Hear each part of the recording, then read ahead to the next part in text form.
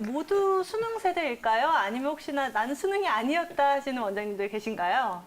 아, 저를 꼭 집어서. 네. 저는 뭐 학력고사 봤고요. 네. 그러니까 제가 이제 학력고사 보고 그다음에 한 3년, 4년 정도 있다가 수능이 생긴 것 같아요. 아. 그래서 저는 학력고사 세대입니다. 지금이랑 조금은 다를 수가 있지만 어차피 공부하는 거는 뭐 똑같으니까 좀 약간 다른 점이 있지만은 뭐 해드릴 말씀은 거의 비슷할 것 같아요. 네, 학력고사 때 그렇다면 원장님 되게 열심히 공부를 하셨을 것 같은데 어떠셨나요?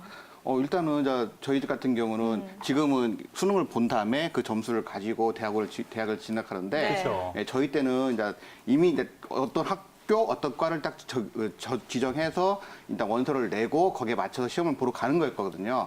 그러니까 지금과 조금 다른 점은 뭐냐면은 지금 같은 경우는 먼저 시험을 보기 때문에 시험 결과를 보고 좀 지원하다 보니까 마음이 편한데 저희들은 이제 원서를 일단 내면은 굉장히 압박감이 와요. 그렇죠. 눈치 싸움 네. 엄청 하게 되죠. 압박감이 되게 와갖고 일단은 그 스트레스가 굉장히 강합니다. 그래서 조금 성적이 좀 높은데 그러니까 뭐 예를 들어서 좋은 학교라든지 좋은 과 같은 거를 넣을 경우는 예를 들어서 그때는 우리가 경쟁률을 알고 시험을 보잖아요. 몇 대 몇이다. 보통 이제 좋은 과 같은 경우는 막 그때 7대1, 뭐 8대1 이렇게 됐었거든요. 그러면 그 압박감이 굉장히 강하기 때문에 다른 것보다도 원서 낸 다음부터는 네. 이제 마인드 컨트롤하는 것이 가장 중요했습니다.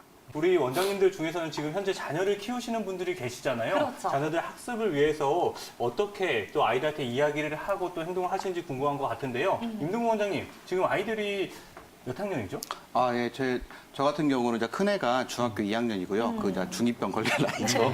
그리고 작은 애가 초등학교 6학년입니다. 근데 이제 저희는 마침 저희 와이프랑 그 교육관이 좀 같아져 갖고 초등학교 때 과외 같은 거라 그런 걸 저는 안 시켰어요. 그래서 그냥 운동 같은 것들, 예를 들어서 수영이라든지 축구 같은 거 그런 것들만 뭐 다니고 싶으면 다니게 하고 뭐 흔히 말하는 보습학원이라고 하잖아요. 그런 것들은 다니게 하지 않았는데 이제 애가 중학교 들어가다 보니까 친구들은 많이 공부가 좀 되어 있는 상태고 본인은 그냥 학교 수업만 따라가다 본 상태다 보니까 좀 위기감을 좀 느끼더라고요. 그다음부터 이렇게 좀 공부를 본인이 알아서 하기 시작했는데 그게 중요한 것 같아요. 일단은 공부를 억지로 시키는 것보다는 요즘 그런 연구들이 많이 나오지만 그 공부를 스스로 할 수 있게 어떤 그런 그 환경을 마련해 주는 게 좋고요. 본인 스스로가 공부를 해야 되는 그런 어떤 이유라든지 목적을 찾았을 때가 가장 효율이 좋은 것 같아요. 그래서 지금 저희 아들님도 지금 굉장히 열심히는 따라가고 있는데 아직은 부족하지만 앞으로는 잘할 거라고 생각하고 네. 그렇게 저는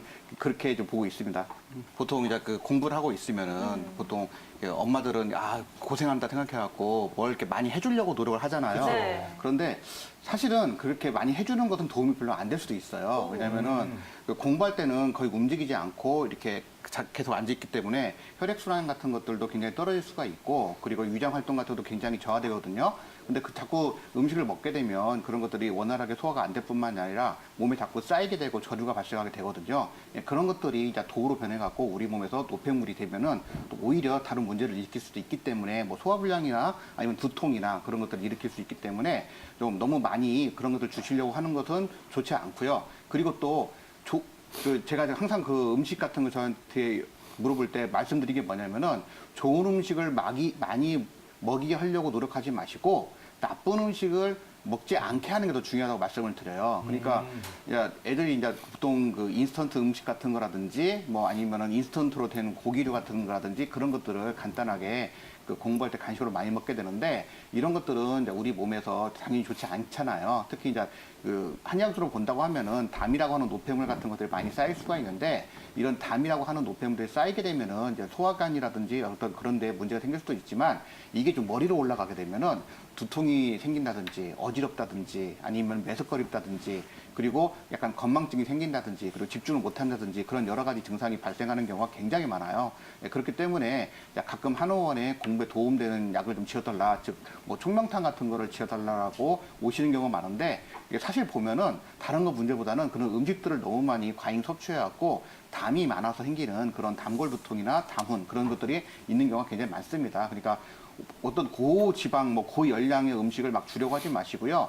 아까 말씀하신 것처럼 일상적인 식사 생활 같은 걸 해드리고 그리고 간간히 과일 같은 걸로 통해서 탄수화물이나 그런 것들을 이렇게 비타민 같은 거를 섭취해 주는 정도만 해드셔도 충분하다고 생각할 수 있습니다. 시험을 앞두고 네. 이렇게 마인드 심리적 컨트롤이죠. 압박을 당하면서 그렇죠. 마인드 컨트롤을 잘 하지 못하는 경우가 굉장히 많은데 이런 경우에는 어떻게 하면 좋을까요? 네. 일단은 가장 중요한 거는요. 일단은 우리가 스트레스를 받으면은 이제 보통 하는 말씀이 어머니들이 기가 막힌다는 표현을 쓰잖아요. 그쵸. 우리 몸에서 기가 이렇게 막히는 증상이 가장 먼저 처음에 나타나는데요. 쉽게 말하면은 혈액순환 장애가 생기는 거죠. 그래서 가슴이 답답하게 되고 그래서 심하신 경우는 이렇게 가슴을 치는 증상 같은 것도 나타나고 그러시는데 그렇기 때문에 일단은 기혈순환 같은 걸 도와주는 것이 스트레스를 푸는데 가장 도움이 됩니다. 그래서 가장 중요한 것은 간단한 운동을 하시는 게 좋으세요. 그래서 운동을 하라고 하면은 막 본격적으로 이렇게 헬스장 가갖고 막 땀 빼면서 그렇게 하시는 것이 아니라 땀이 그냥 촉촉하게 날 정도 가볍게 한 30분 정도 걷거나 아니면 가벼운 맨손 체조 한다든지 그 정도만 하시더라도 충분히 땀이 나면서 막혔던 기운이 풀리거든요. 그러니까 그 정도 해주시는 게 좋고요. 그리고 취미 생활이 있으시면은 취미 생활을 조금씩 하시는 게 좋아요. 그러니까 막 공부만 한다고 해서 우리가 막 그 공부가 잘 되는 것도 아니잖아요. 다 해보셔도 아시잖아요. 네, 하루 종일 공부한다고 해서 공부만 되는 건 아니거든요. 네. 그러니까 틈틈이 이 시간은 내가 하고 싶은 거 해야겠다 해갖고 예를 들어서 그 시간에 저는 TV 보는 게 좋다. 그럼 TV를 보게 해주세요. 예, 그래서 딱 그것만. 그래서 아니면은 무슨 예를 들어서 프라모델 만드는 것이 좋다. 그러면은 프라모델 만드는 게 좋죠. 최근에 동계올림픽 때 다 아시는 여자 컬링 대표 선수들 같은 경우가 마음을 다잡기 위해서 프라모델을 만들었다라고 하는 거를 들으신 적 있으실 거예요. 예, 그런 것도 도움이 될 수가 있으니까 시간을 너무 아깝다고 그런 데 투자하는 거를 배제하지 마시고요. 그런 걸 해주시는 게 좋습니다. 네. 그리고 이제 하나만 덧붙이면은 방금 수험생 보약 같은 것들 이제 지금 최근에 많이 오시는데 근데 좀 제가 오시면은 항상 말씀드린 것이 수험생 보약은 이것도 당해서 오시는 것보다는 일찍 드시는 게 좋습니다. 미리미리. 그러니까 미리미리 앞에서 그 시간을 저 앞에서 좀 해주셔고 그게 쌓여서 이게 체력이 되는 건데 막상 수능 시기가 다가오면은 급한 마음에 이제 어머님이 모시고 아기들을 데리고 오는데 그런 것보다는 좀 일찍 모여서 꾸준하게 관리를 해주시는 것이 더 좋다고 볼 수 있겠습니다. 임동구 원장님, 이분의 증상 어떻게 보시나요? 네, 보통 이렇게 주무시거나 아니면 운동을 하다가 흔히 말하는 쥐가 난다는 그런 증상 때문에 고통을 받는 경우가 종종 있잖아요.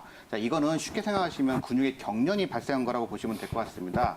팔다리에 어느 근육이든지 간에 경련이 발생하게 되면은 근육이 뒤틀리면서 통증이 발생하게 되는데요.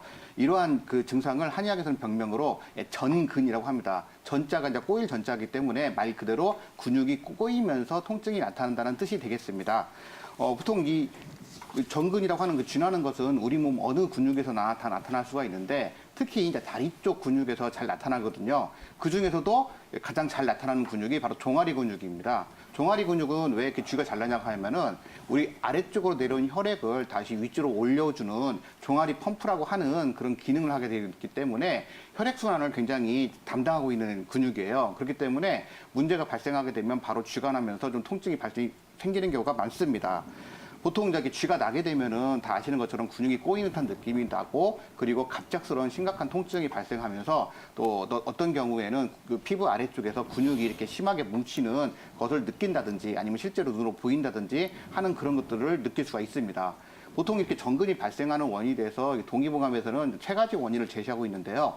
첫 번째 원인이 뭐냐면은 혈허유합니다. 그러니까 쉽게 생각하시면은 근육이 경련이 발생하는 거는 한마디로 말하면 혈액순환 장애가 가장 큰 근본적인 원인이 되는 거죠. 그래서 이 혈액순환 장애가 발생하는데 맨 처음 첫 번째 잡을 수 있는 원인이 바로 뭐냐면은 혈액 자체가 허한 거예요. 피가 부족하게 되면은 아무래도 근육 쪽으로 가는 혈액 공급이 잘 안 되다 보니까 근육에서 이제 경련이 발생하는 경우가 많죠. 이런 경우가 있고요. 두 번째로는 우리 몸에서 진액이 부족할 때 생깁니다. 진액이라고 하는 것은 우리 몸에서 물의 성상을 가지고 있으면서 생리적 역할을 하고 있는 체액을 말하는데 만약에 어떤 병에 걸려서 예를 들어서 술을 많이 먹거나 그런 걸 통해서 구토를 심하게 했다든지 아니면 설사를 심하게 했다든지 하게 되면은 물이 빠지게 되잖아요. 그러면은 우리 몸에 진액이 부족하게 되면 혈도 부족하게 되기 때문에 전근이라고 하는 쥐나는 증상이 나타납니다. 쉽게 생각하시면은 나무를 말릴 때 나무가 이렇게 마르면서 뒤틀림이 발생하게 되겠죠. 그런 것들을 생각하시면 쉽게 이해가 될 수가 있을 것 같습니다. 자, 그리고 이제 마지막으로 이제 그 우리 몸이 차갑거나 외부에서 한사에 침입했을 때 또 전근이 발생할 수가 있어요.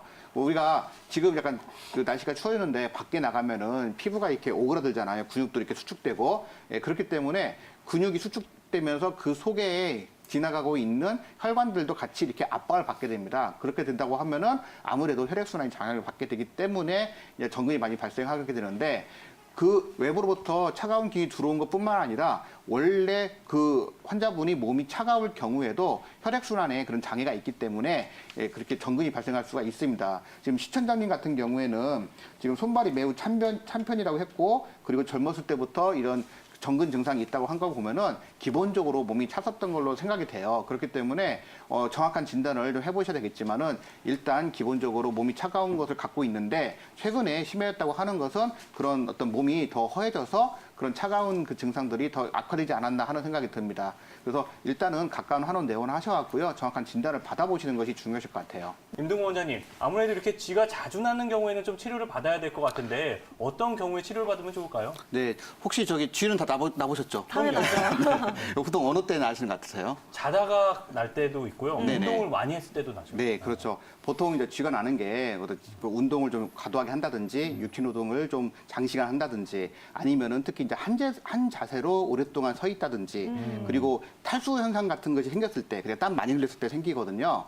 예, 그럴 때 같은 경우는 이거는 그런 상황을 해제하면은 금방 풀리고, 또 그렇기 때문에 굳이 뭐 치료를 받을 필요는 없으세요. 그런데 이 쥐가 막 자주 난다든지 그럴 때 이제 좀 이렇게 병원에 와서 치료를 받고 검사를 받아올 경우가 있어요.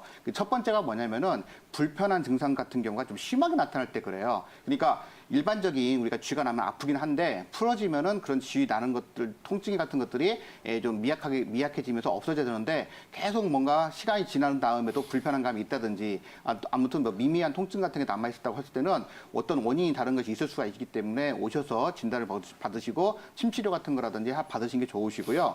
그 다음에 이제 다리가 이렇게 빵빵하게 붓는다든지 쥐가 나면서, 아니면은 그리고 색깔이 붉게 변한다든지, 그리고 그 피부 색깔이 변한다든지 하는 것들이 동반될 때는 이거는 반드시 병원에 한번 가보셔야 됩니다. 왜냐면은 단순히 근육에 쥐가 나는 게 아니라 어떤 염증 같은 게 생긴다든지, 아니면 감염증이 생겨갖고 예를 들어서 뭐 봉화증명 같은 것들이 생겨서 생기는 경우가 있거든요. 그렇기 때문에 그런 거 감별하기 위해서 내원하셔갖고 정확하게 진단을 받으셔야 되고요. 그 다음에 이제 근육 약화가, 다리 근육이 약해지면서 쥐가 나는 경우가 있어요. 이런 경우는 어떤 경우가 많냐면은 신경이 이제 그 압박받아서 생기는 경우가 있거든요. 그래서 혹시 이제 허리 같은 데에서 신경 압박이 있는지 한번 살펴보셔야 되고요. 그 다음에 별 이상이 없는데 빈번하게 발생하는 경우가 많습니다. 이런 걸로 이제 한의원에 많이 내원하시는데, 이것도 오셔서 진단을 받아보셔야 되고요. 자, 그 다음에 아까 말씀하신 것처럼 이제 보통 일반적으로 주물로 그러면 풀어지는데, 그렇게 해도 안 풀어지는 쥐 같은 경우는 또 뭔가 우리 몸에서 뭔가 그 원인이 있는 거거든요. 그래서 그런 것들을 또 치료를 하셔야 되는 것이 좋으시고요. 그 다음에가 격렬한 운동과 같은 어떤 명확한 원인이 없는데 쥐가 나타나는 경우가 있어요. 이럴 때 같은 경우는 뭐 협착증 같은 경우가 있다든지, 아니면은 어떤 동맥경화증 같은 게 있어갖고 그 혈액순환이 잘 안 돼서 생기는 경우가 있기 때문에 이것도 어떤 원인 질환을 찾아야 됩니다. 그래서 이런 것들은 병원에 오셔갖고 정확히 진단을 받으시고 검진을 받아보시는 게 좋습니다. 상담 이어가 보도록 하겠습니다. 85세 남성분이 연락을 주셨는데요. 발 저림 증상 때문에 고민이 많다고 하네요. 평상시 때 자다가 발 저림 증상이 많이 나타난다고 하는데요. 네, 임동훈 원장님, 어르신들께서 이렇게 발저림들이 많이 나타나신 분들 같은 경우에는 어떠한 이유 때문에 많이 나타나는 건가요? 그러니까 연세가 많으실 경우에는 이제 몇 가지 그 원인이 볼 수가 있는데, 이제 네. 첫 번째는 아까 말씀드린 것처럼 허리 쪽에 문제가 생겨서 신경이 눌려서 그러신 경우가 있어요. 그러니까 이 신경이라고 하는 게 허리에서 나와서 이렇게 쭉 아래까지 내려가는데, 우리가 이제 그 수도 꼭지에다가 그 고무호스를 이렇게 연결한 다음에 물을 틀어놓으면 물이 흐르잖아요. 근데 중간에서 이렇게 막으면은 그 끝허리에서 물이 이렇게 멈추듯이, 네. 예, 허리에서 이렇게 압박이 생기는데 저림 증상은 그 말초에서 나타나는 경우도 있습니다. 그렇기 때문에 일단 허리 쪽에 문제가 있는가 없는가를 살펴보고 그거를 좀 배제를 해야 되고요.